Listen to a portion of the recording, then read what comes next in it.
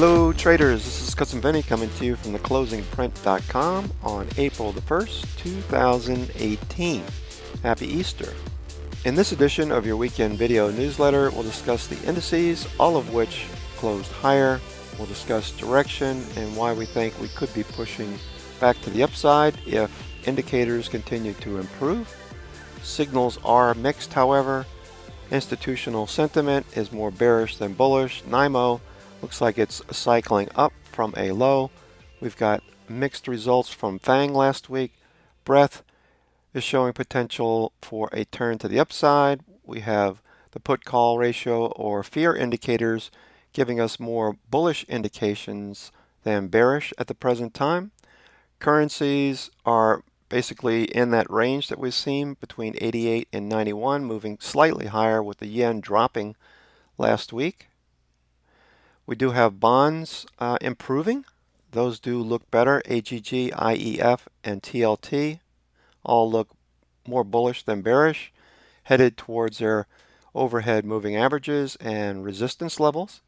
The CRB index, as a result of the US dollars moving slightly higher last week, gave mixed results with gold flat, copper is fading, and West Texas crude is back to the top of its range at $66 a barrel. We'll discuss stocks in the sectors, moving off that extreme red that we saw to oranges, yellows, and greens. Consumer staples, utilities, and real estate were the strongest. We'll look for a follow through there. XLP-XLY ratio did pop on Thursday and flagged on Friday, so we'll watch for that to continue. If that were to continue higher, that would be bearish for stocks in the short term. International markets are showing a reflection of bullish strength as well. We'll look at these IBD 50 names in addition to some relative strength stocks that are on IBD's stocks trading at 52-week highs showing relative strength. And we'll also look at some XII names that are showing relative strength in the energy, oil and gas, and exploration industry groups. Additionally, we saw some names in the defense group for a second week looking pretty strong. Bukowski is showing 4 of 5 red with his CPI signal mixed green since March the 29th, which is bullish at 67%. He has 3 bearish patterns, 6 bullish patterns, and 218 patterns waiting for a breakout. That last number is something to consider.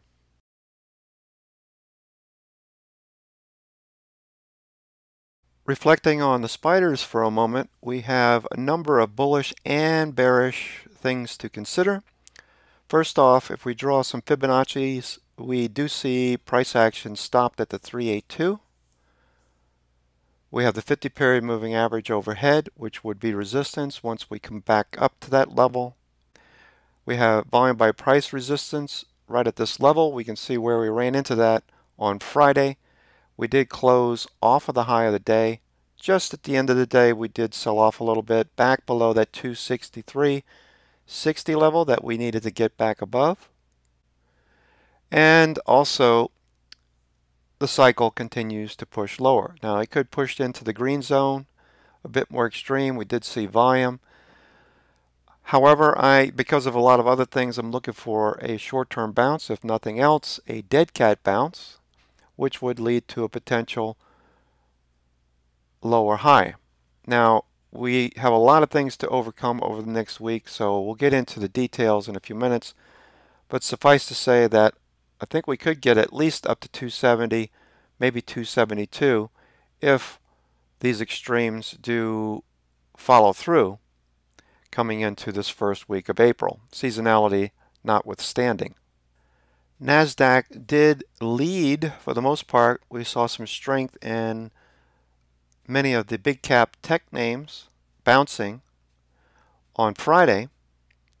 However, ARUN does give us a mixed picture with ARUN down, pegged at 96, and ARUN up, dropping to 52. If the latter continues lower, that would be a headwind for tech stocks in the short term after this tepid bounce, if you will, on Friday. Now, we got the 50-period moving average overhead as a target, but this is a bearish trend until we break back to the upside. So for indications right now, this looks more bearish than bullish in the short term leading into the first week of April. Therefore, we want to see the comp, which is more than just tech stocks. Obviously, it's more mixed and similar with the New York Stock Exchange Composite. The 60-minute chart is showing price action trying to break trend, draw a trend line through this area. We need to get above this 71.75 area, 71.50. For starters, price action is already above the 9 and 20. So we have a lot of work to do with MACD turning up, stochastic moving from the green zone, and tick cumulative turning to the upside on Friday. Following up with that chart of the 60-minute, here's the daily. We do have potential to move all the way back to the 50-period moving average as one extreme, or come down and test the 200. So we're right in the middle of this picture. Stochastic and RSI are more oversold, leading us to believe that we could see a push to the upside. If we see some value or bargain buyers at this level, perhaps we can move back to the 50. That's a big if as we start trading the month of April. The good thing is the VIX is reversing. This is the VIX 60-minute chart. And in the upper panel is S&P 500. You can see as we're moving lower. When it drops and turns red, however, this is bearish for VIX and bullish for equities, as you can see. So right now we are on a bearish signal for VIX and expect that to continue to drop, in which case we would have the S&P 500 and other indices potentially follow through to the upside. If we consult this chart of the VIX front month to the VIX or VXV 3-month futures, the volatility indexes, whenever this drops from the green zone, this is also bullish for equities. The last time we saw this extreme had to do with implosion of volatility ETNs that led to this extreme spike and extended period of fear in the markets and volatility, respectively. With this extreme, we did reverse off of lows. In previous occasions where we moved above 1, which is more normal, like we're seeing here presently, we've reversed. The red verticals align with areas where that extreme relates to the S&P 500 below. And you can see each case we did rally afterwards. Okay, so notwithstanding this extreme with that ETN that imploded, we did have an extreme slightly more than we've seen previously, but not out of the norm in terms of areas for seeking a reversal. So that's what we're looking for presently, is a reversal and a move back to the upside. Also considering that we have the 50-period moving average overhead as short-term resistance. Breadth is also starting to improve. If you look close, we can see that the moving average is starting to turn along with extremes. Minus 60 more or less on the NAMO for the NASDAQ McClellan oscillator. Looking for that to push back to the upside, which would lead to a short-term bounce or a dead cat bounce, if you will. We do have higher lows and higher highs if that continues, along with the 200-period moving average, which is trending higher. NYMO is also giving us the same indication, not quite to an extreme. We don't need to get down to minus 80, but we came very close, minus 66 last week. Moving average is starting to turn. There's potential that this higher low will remain intact on the S&P 500 and the NYSE, so keep that in mind. As NYSE is starting to turn, and breadth could improve in the short term. Additionally, the put-call ratio is moving off of the green zone. This is at an extreme at 1.55. As long as this continues lower, we look for price action to reverse. As we've seen previously, when we moved into the green zone, that reflected an area where we should look for a bounce in the short term. In the upper chart is the equity-only put-call ratio. This is also dropping from this extreme. Top of the Bollinger Band, this is bullish. When this continues lower, we could revisit the lower Bollinger Band. And of course, we've got index options put-call ratio also dropping. So all of these three indicators give us a pretty bullish picture in the short term, at least for the first week of April. An additional measure to reflect on is the New York Stock Exchange up-down volume during this period of correction, if you will. Note the number of up days versus down days and the frequency that has increased during this period, reflecting the potential that institutions could be picking up shares on above average volume versus selling on above average down volume. So it's something to consider. It's just a nuance that I'm watching at the present time, the number of up days versus the number of down days during this period when we've corrected more than 10% on the index. Here's a different chart of the New York Stock Exchange Composite. What I'm looking at is RSI. Previously, when we got oversold, we did a double bounce here on February 9th. On this recent bounce, it looks like we could move off of the 200 period moving average, the green line, at least move back to the 50 period moving average in the short term, considering everything that we've covered thus far. With the high-low percent, the number of stocks putting in new highs versus new lows, and an extreme level at 20, this would be considered a washout low, and the potential for a bounce is greater and higher in probability. Being careful not to be too bullish, and also consider the fact that we could see some follow through to the downside. This is a Chris Schiavocco signal that he presents from time to time, the 30, 40, 50 weekly. We can see over here in 2014, moving averages were headed higher, though we did pierce this level and then started that sideways price action that we saw for 2.5 years before breaking out. Presently, we are in a very similar configuration with the moving averages all headed higher, administering a bit of caution with a slight bullish bias in the short term.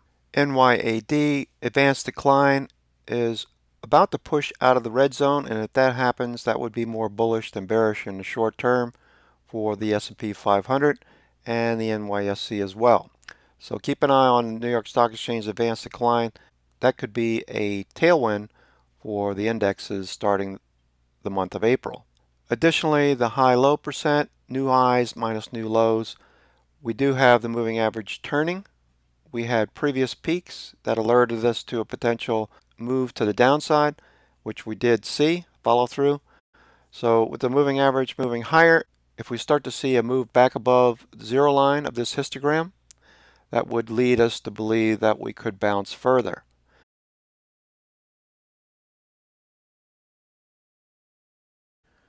So where does that leave us? If you're a bit confused at this point in the video, keep in mind that the bond stock ratio is moving higher. It has flattened out. We've seen previous occasions where it flattened out, which led to weakness in the S&P. So if you're thinking about what should I do with my long-term portfolio, you could also hedge with bonds. We can see the short end of the curve, the 2-year has flattened out. The 5-year is moving lower, in addition to the 10-year yield and the 30-year yield. So if yields are moving lower, that means bonds have to be moving higher. With that in mind, we have the Vanguard Total Bond Index Fund, VBTIX, which you could trade. It has been moving higher during the month of March. We can see where we might be headed, and this being a potential hedge for your portfolio. This corporate bond fund, LQD, is also moving higher. It's above its 50-period moving average. Doesn't see resistance until we get north of these levels overhead at 119, 120. That's another potential hedge that I'm considering. This, however, is where most of my hedge is weighted in AGG. We've been long AGG for a while. This continues to head higher. We've got moving averages crossing over. This is not just any bonds. This is everything in the bond market related to government bonds, corporate bonds, mortgage-backed pass-through securities, commercial mortgage-backed securities, etc., etc. Suffice to say, when Equities have a potential for moving lower. Smart money positions in bonds. And that's what we're seeing. The MACD is above its signal line and trending, and price action is moving to the upside with yields moving lower. The 7-10-year IEF also gives you the same idea. UST is the 10-year. You can see that this is moving off the lows as bond yields on the 10-year move lower.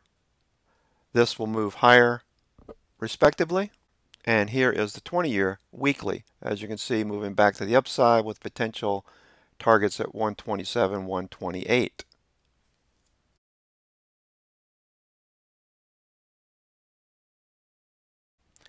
The sector heat map shows that we've moved off of extremes with strength reflected in real estate, consumer staples, and utilities, as you can see, all of which were very strong last week. Additionally, if you're trading international markets with similar sentiment in these countries changing direction.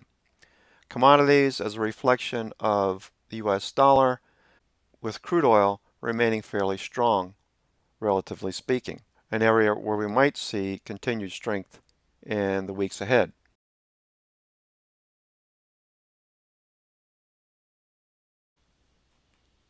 Here is the IBD 50. One thing I want to reflect on very quickly is where is price action relative to the 20 SMA, the blue line, and the 50-period moving average, the red line.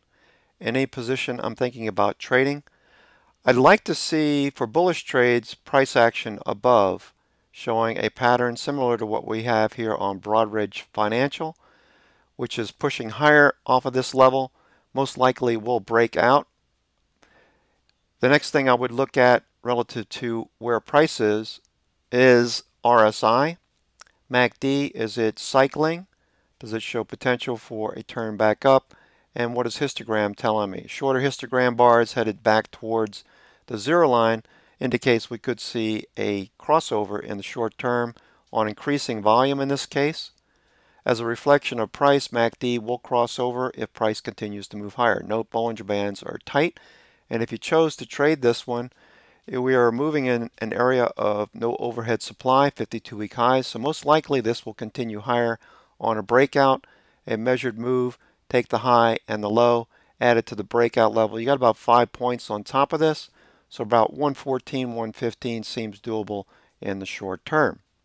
ABMD has been on the news lately, and in social media people have been talking about it in addition to Wall Street Jesus.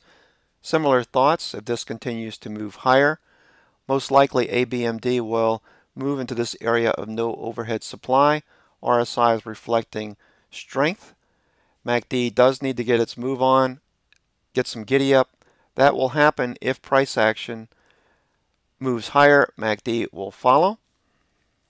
In every case, we would use the trade of the day setup for entries, exits, and stops on any new entries. Look at where BOFI is. This is most likely going to follow through, and something I do typically is I'll check the trend, I will eliminate price action and just look at the 20 SMA for reference. You can see that we're in an uptrend and price action is showing a bullish pullback, looking for a follow through to the upside with RSI remaining above 50. If it gets above this level in the next couple of weeks, above 42, BOFI will likely follow through. Shorter histogram bars, MACD's turning as a function of price. We'd like to see volume increasing. So this is something we'd look for a follow through day. Gets above 41.37. Use your trade of the day setup for entries, exits, and stops. These look good going forward and something we might consider trading. Canada Goose, eliminating price action and just looking at the 20-period moving average. We can see we're right at this volume by price band and we have a slight upward bias. RSI is starting to push higher. We started the position in this one 2 weeks ago on Monday.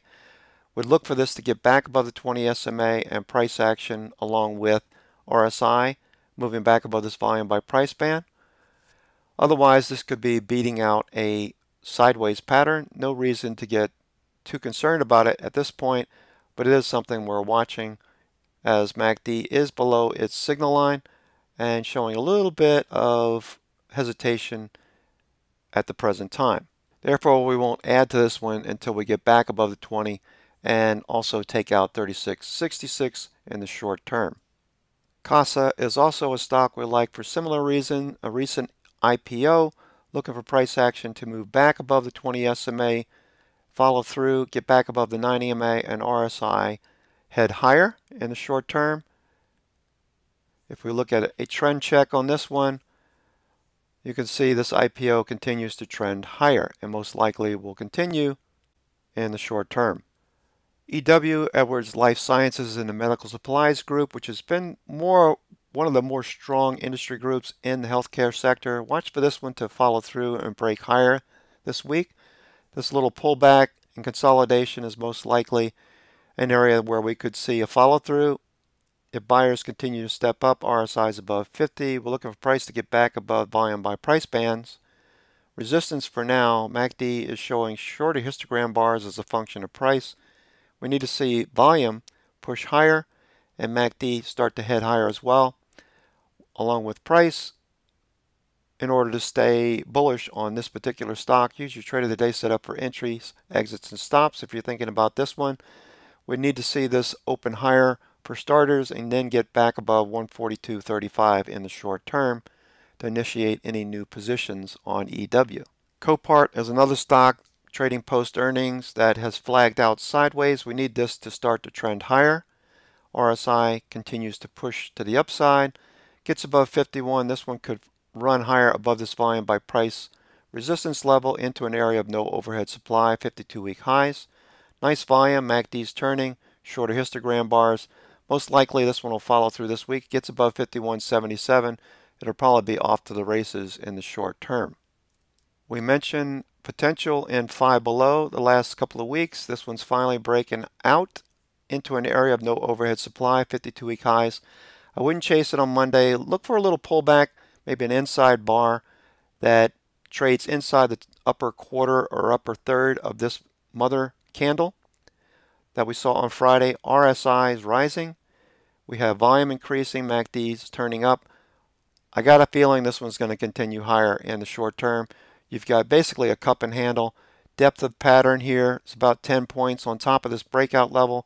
Gives you about 80 in the short term for potential targets on Five Below. Use your trade of the day setup for entries, exits, and stops on any of these names, and also watch the indices in the first 30 to 60 minutes of the trading day on Monday before initiating an entry.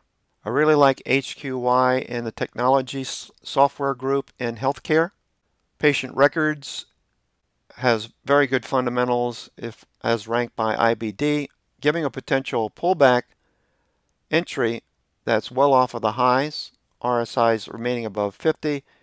SOTMA is in a bullish trend. If we look at the trend without price action, we can see very clearly that this stock will probably continue in that direction. Has yet to flatten out like we did back here in October, November. Volume most recently after earnings, leading to a bullish bias in the short term. Initiating entries on pullbacks that follow through. First thing we need to see Monday, Tuesday is a move back above the 9 EMA. Continuation day would be a safer entry. RSI will turn up as a function of price along with MACD. Look for volume. More than likely this one's going to head higher in the short term.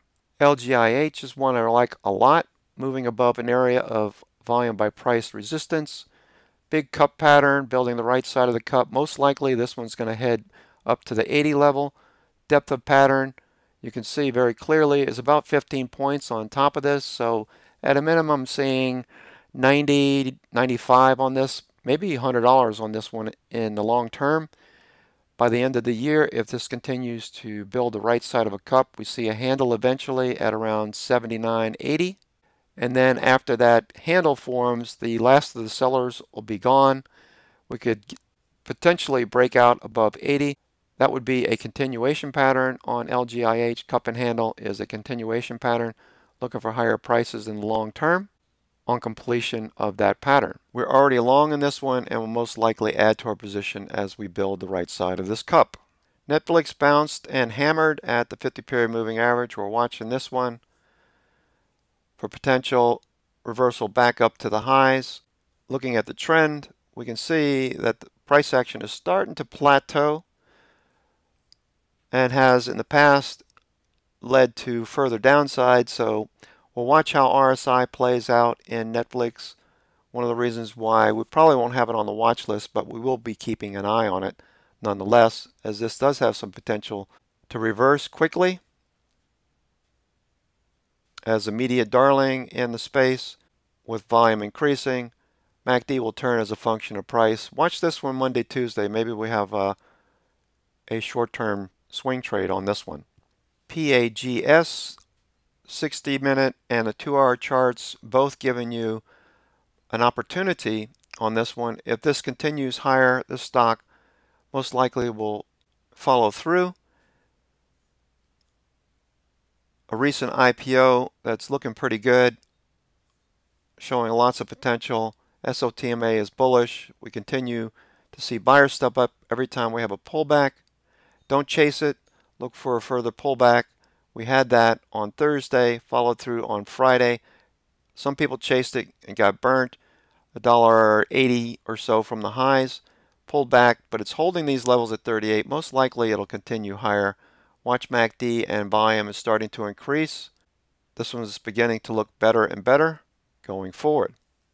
VDOM was on the watch list last week, showing potential for follow through this week as it broke higher on Friday, building something of a shallow pattern, right side of a cup if you will. Look for it to flag. If we do on Monday, Tuesday, there's a potential trade here on a breakout into an area of no overhead supply.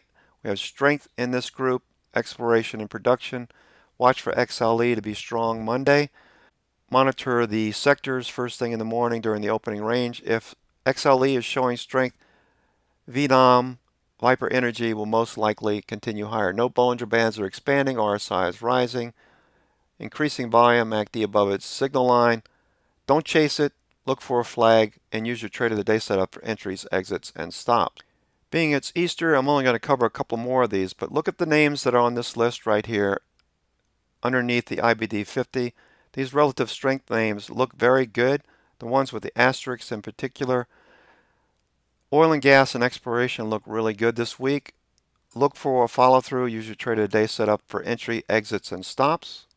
As many of these stocks show potential, AEP, APA, APC, and so on. Just check the list. As we can see with stocks like CLR, which continue to show potential, more than likely this one's going to break out and follow through this week. Okay, traders, this is going to do it for me. This is Cousin Vinny coming to you from theclosingprint.com on April the 1st, 2018. Happy Easter, everyone. Get out there and enjoy your day and spend some time with your family. I'm going to do the same.